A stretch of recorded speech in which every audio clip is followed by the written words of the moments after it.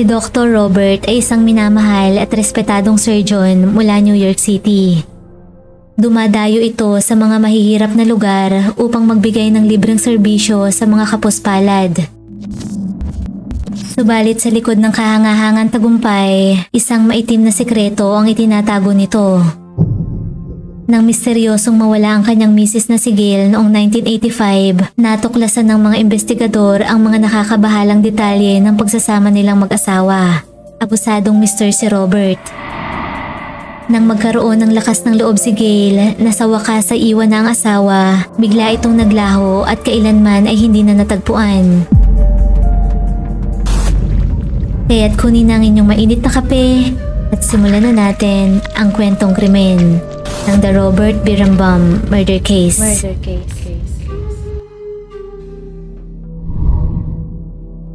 Isinilang si Gail Katz noong March 8, 1956 sa mga magulang na sina Sylvia at Emmanuel. Si Gail ay isang straight-A student sa kabila ng magulong sitwasyon sa kanilang tahanan. Hindi kasundo ni Gail at ng kanyang nag-iisang kapatid na si Elaine ang kanilang ama. Parati sila nitong pinagsasalitaan ng mga masasakit kaya naman labis itong nakaapekto sa self-esteem ni Gail. Mas lalo pa itong lumala na mag-high school si Gail kaya naman nalugmok ito sa depresyon at iba pang issue sa sarili.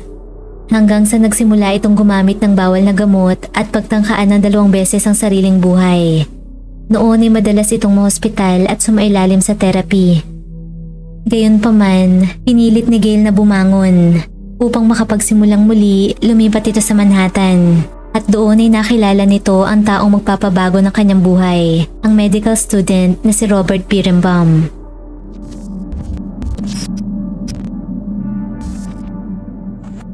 Si Robert ay isinilang sa New Jersey noong July 22, 1955. Mula pagkabata, nagpamalas na ito ng pambihirang galing sa academics. Sa edad na 7, kumuha na ito ng astronomy courses sa Hayden Planetarium. Ngunit bukod sa talas ng isip, talented rin si Robert. Nakakapagsalita ito ng 5 lengguwahe, nakakapagpalipad ng eroplano at nakakatugtog ng classical guitar. Upang sundan ang yapak ng kanyang ama na isang doktor, kumuha si Robert ng kursong medisina. Tinapos nito ng 5 taon lamang ang dapat ay 8-year medical program sa Albany Medical College.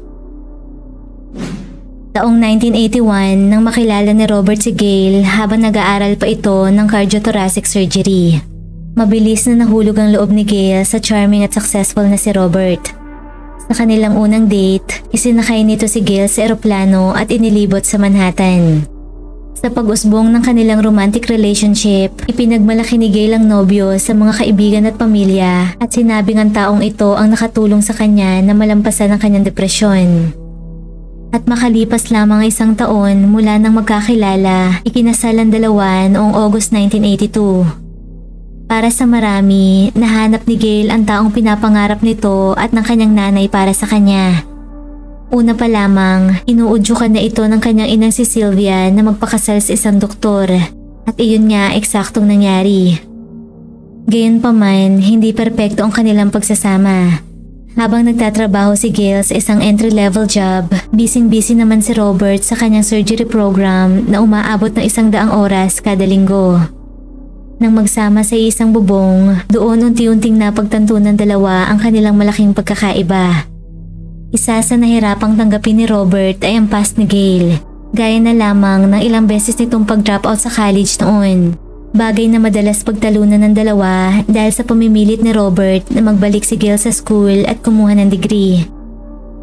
Sobrang tutol rin si Robert sa paninigarilyo ng misis.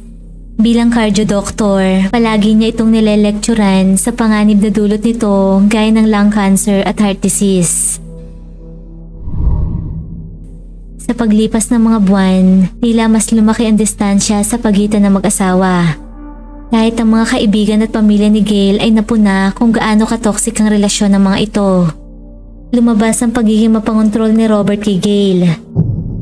Naranasan nito ang mabuhay nang naaayon sa standards ng kanyang mister. Ito ang nagdidikta kung ano ang kanyang isusuot. Kahit ang pagbubukas-sara ng ilaw ay pinapakailaman nito. Pilit nakiayon si Gail sa mga gusto ni Robert, ngunit tila nasa ugali na nito ang pagiging abusado. Habang tumatagal, hindi na kinakaya ni Gail ang lumalalang sitwasyon nilang mag-asawa. Noong 1984, napapayag na ni Robert si Gail na mag-aral muli at ang kinuha nitong major ay psychology. Hanggang sa napalapit ito kay Dr. Kenneth Feiner, isang psychiatrist na nagtatrabaho sa parehong ospital na kanyang pinapasukan. Naging sumbungan niya ito ng kanyang problema sa tahanan. Kinalaunan, nabuo ang isang malalim na koneksyon sa pagitan ng dalawa. Nakuha ni Gail kay Kenneth ang emotional support na hindi maibigay ni Robert. Isang gabi, nahuli ni Robert si Gail na naninigarilyo ng palihim sa balcony. Sa galit, sinakal niya ito hanggang sa mawala ng malay. Nang magising, nagmamakaawang humahagulhol si Robert kay Gail at nangakong hindi na niya ito uulitin. Ngunit hindi na ito pinalampas ni Gail. Sa puntong yun, naubos na ang pasensya nito kaya naman inireport agad nito ang insidente sa mga pulis. Gayunpaman, walang naging anumang aksyon ng mga ito sa kanyang seryosong sumbong. Walang nagawa si Gail kundi pilitin ng mister na magpatingin sa isang therapist at pumayag naman ito. Matapos ang ilang session, isang sulat na natanggap ni Gail kay Dr. Stone, ang therapist na nagsuri kay Robert. Naglalaman ito ng warning kay Gail ukol sa potensyal na panganib na maaaring idulot ni Robert dahil sa lumalalang agresyon nito. Diretsahang nakasaad sa sulat na maaaring humantong sa kamatayan ni Gail ang pananatili nito sa piling ng mister. Sineryoso naman ni Gail ang nasabing sulat bagamat na-delay ang pag-alis nito sa kanilang tinitirang apartment. Hindi nagtagal, ipinaalam na rin ito sa kapatid na si Elaine ang sulat ng psychiatrist. Sinabi ni Gail na hinihintay lamang nito na masettle ang kanilang financial mag-asawa bago makipag-divorce. Nag-secure na rin ito ng loan sa bangko upang may magastos panimula kapag iniwan na ang asawa. Noong July 4, 1985, nakipagtagpo si Gail kay Kenneth. Noon ay nakumpirma nito sa sarili na handa na itong sumama sa kanyang bagong lover at mag-move on mula sa kanyang abusive husband. Makalipas ang 3 araw, umaga noong July 7, isang mainit na pagtatalo ang sumiklab sa pagitan ni Gail at Robert. Rinig na rinig ng mga katabing unit ang sigawan ng mga ito. Kung tutuusin, hindi na bago para sa mga ito ang pag-aaway ng dalawa. Madalas nila itong napapakinggan sa tuwing mag-aaway, kaya naman hindi na nila ito masyadong binibigyang atensyon. 2 days matapos ang pagtatalong yon, hindi na mapakali si Robert. Hindi pa rin umuwi ang kanyang misis. Kaya naman nagpasya na itong pumunta sa pulisya upang mag-report. Inamin nito sa mga pulis ang kanilang pagtatalo at sinabing nagtungo si Gail sa Central Park upang magpalamig. At iyon na umano ang huling pagkakataong nakita niya ito. Nang kontakin umano ni Robert ang kaibigan at kapamilya ng misis, wala rin ito roon kaya nabahala na ito at nagdesisyong mag-report. Lumipas na ang ilang araw ngunit wala pa ring balita kay Gail. Dahil sa tumitinding pangamba ni Robert, nagpa-interview ito sa telebisyon upang umapela sa publiko sa kung sino man ang mayroong impormasyon sa kinaroroonan ni Gail. She's a graduate student. Psychology takes that very seriously and has patient responsibilities, has patients who are dependent on her. And I think no matter, what, she wouldn't abandon her patients. What do you think happened to your wife? I don't know, but I'm worried. Una nang kinontak ng otoridad ang mga huling taong nakakita o nakausap ni Gail bago ito maglaho. Subalit bawat isa sa mga ito ay walang bagong impormasyon. Kaya naman muling napokus ang mga ito sa asawa nitong si Robert. Una pa lamang ay hindi na nito inilihim sa mga pulis na malayo sa perpekto ang kanilang relasyon. Kaya naman upang mas maintindihan kung anong uri ng pagsasama mayroon ng dalawa, kinausap ng mga ito ang malalapit kay Gail. Kinalaunan, napag-alaman ng mga ito ang affair ni Gail kay Kenneth na nabanggit nito sa kanyang mga kaibigan.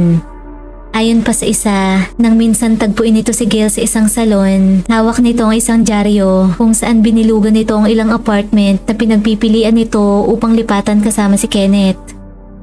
Nang tanungin ng mga ito si Robert kung alam ba ang tungkol sa affair ni Gail at ang plano nitong pag-alis, agad niya itong itinanggi. Samantala, mula sa patuloy na investigasyon sa buhay ni Gail, wala namang mahanap na anumang ebidensya na magpapatunay na umalis nga ito kasama ang kanyang bagong boyfriend.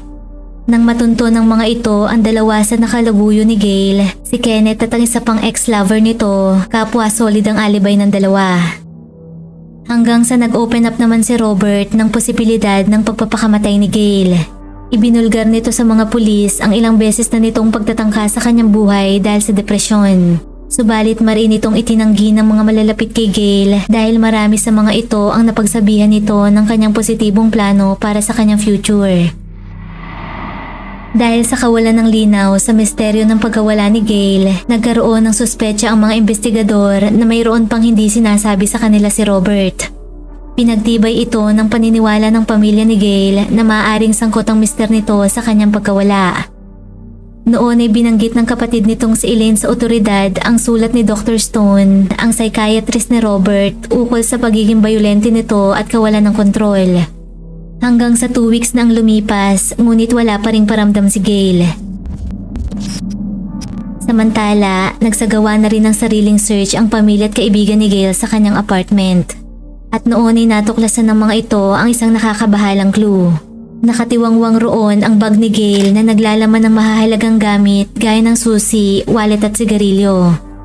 Bilang smoker, imposibleng iiwan nito ang kanyang sigarilyo matapos ang isang mainit na pagtatalo nilang mag-asawa. Gayunpaman, sa kabila ng kahina-hinalang nadiskubre, bukod rito ay wala nang iba pang pisikal na ebidensyang nakuha ang mga ito na magpapahiwatig ng foul play. Walang katawan, walang kaso. Kaya naman unti-unti ay nanlamig ang investigasyon sa pagkawala ni Gail. Hanggang sa lumipas ang 4 na taon, muling nabuhay ang investigasyon nang matagpuan ang katawan ng isang babae na inanod sa pier ng Staten Island.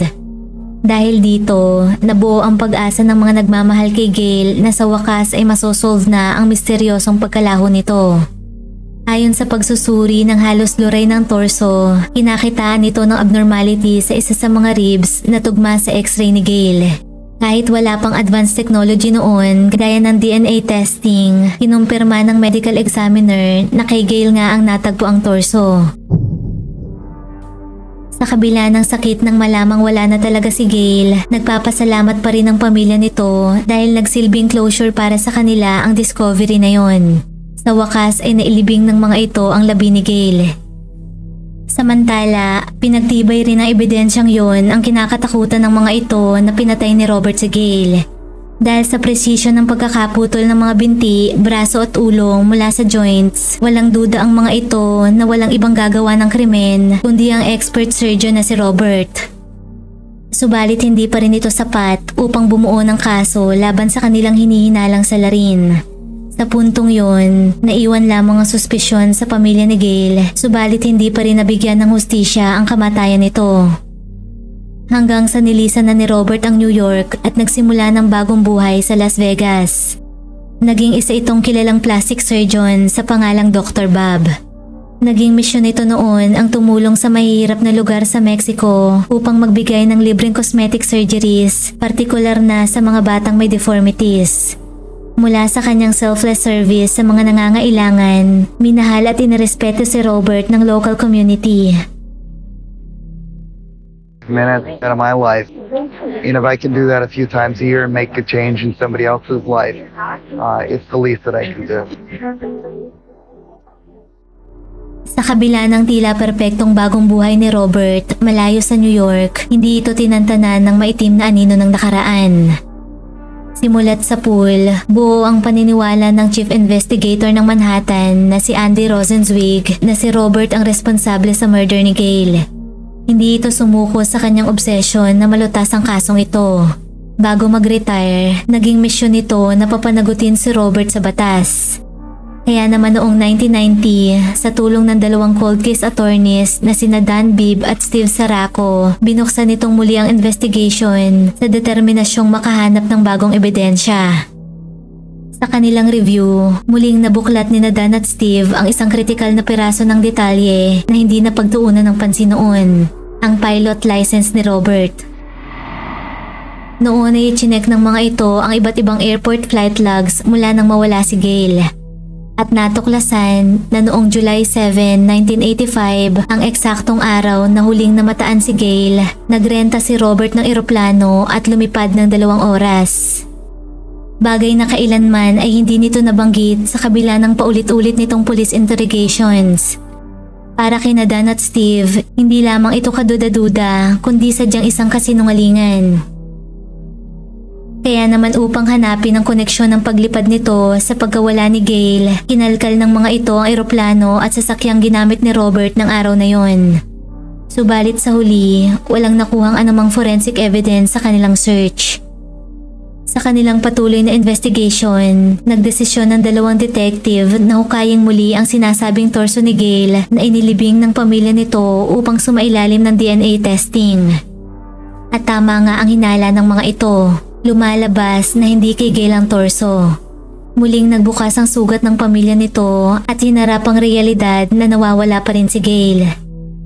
Samantala, noon ay unti-unti na rin naghinala ang bagong girlfriend ni Robert na si Dr. Roberta Karnofsky nang minsang may tumawag sa telepono habang sila ay magkasama sa kwarto. Ipinaalam noon ng caller kay Robert na nakita na ng mga ito si Gail. Subalit nagtaka ito sa naging reaksyon ni Robert nang sabihin sa kanya na hindi iyon si Gail. Para kay Karnofsky, nagpapahiwatig ang mga katagang yon na patay na nga si Gail at may kinalaman roon si Robert. Sa tulong ng isang kaibigan, nagpatulong si Karnofsky na alamin ang katotohanan. Habang wala ang nobyo, kinalkal ng 2 ang apartment at kinalaunan ay nakita ang flight log ni Robert. Kitang-kita na pinalitan nito ang date ng kanyang paglipad na dapat ay July 7, ang eksaktong araw na nawala si Gail, subalit pinatungan nito ng August 7. Malinaw na ebidensya ng pagtatakip sa totoong nangyari. Mula sa mga bagong impormasyong ito, binuo ng investigators ang teorya na pinatay ni Robert si Gail matapos ang isang mainit na pagtatalo, saka pinagputol-putol ang katawan nito sa bathtub at inilipat sa narentahan nitong eroplano. Naniniwala ang mga itong itinapon ni Robert ang mga piraso ng labi ni Gail sa Atlantic Ocean upang hindi na ito ma-recover kailanman.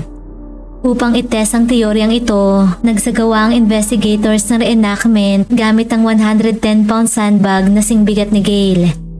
Napatunayan na hindi lamang posible na buksan ang pinto ng eroplano sa gitna ng biyahe, kundi sobrang dali pang itapon ang katawan sa ere. Noong December 1999, 14 years mula nang maglaho si Gail, nakasuhan si Robert ng second-degree murder. Bagamat pawang sirkumstansya lamang ang kasong ito, walang katawan at walang anumang forensic evidence, binuo ng prosecution ng kanilang narrative base sa mga witness testimony ng halos 20 katao, medical skills ni Robert, binurang flight log at pagbiyahe ng eroplano. Habang noon ay nag-iisang witness lamang ang hawak ng depensa, si Joel Davis, na nagsasabing nakita nito si Gail ng buhay noong July 7. Bagamat mabilis itong napawalang tibay, nang inamin nito na hindi kawangis ni Gail ang kanyang nakita. Sa huli, noong October 2000, nahatulan si Dr. Robert Birnbaum ng second-degree murder at nasintensyahan ng 20 years na pagkakakulong. Ngunit hindi doon nagtatapos ang lahat. 35 years matapos ang murder, sa kauna-unahang pagkakataon, noon lamang December 2020, sa kanyang unang parole board hearing, inamin na ni Robert kung ano ang katotohanan. Ayon rito, pinatay nito sa sakal si Gail nang hindi ito tumigil sa pagsigaw sa kanya nang sila'y mag-away. Pagkatapos ay nagrenta ito ng eroplano at saka itinapon ng bangkay sa Atlantic Ocean. Dagdag pa ni Robert, pinaslang nito ang asawa dahil immature pa ito noon at walang kakayanang kontrolin ng kanyang galit. Labis ang gulat ng lahat ng sangkot sa kaso sa biglaang pag-amin nito sa kasalanan at sa eksaktong detalye ng confession nito sa teorya ng prosecutors. Sa kasalukuyan, nananatili sa kulungan si Robert at marahil ay doon na mamamatay. Hanggang ngayon, hindi pa rin natatagpuan ang katawan ni Gail.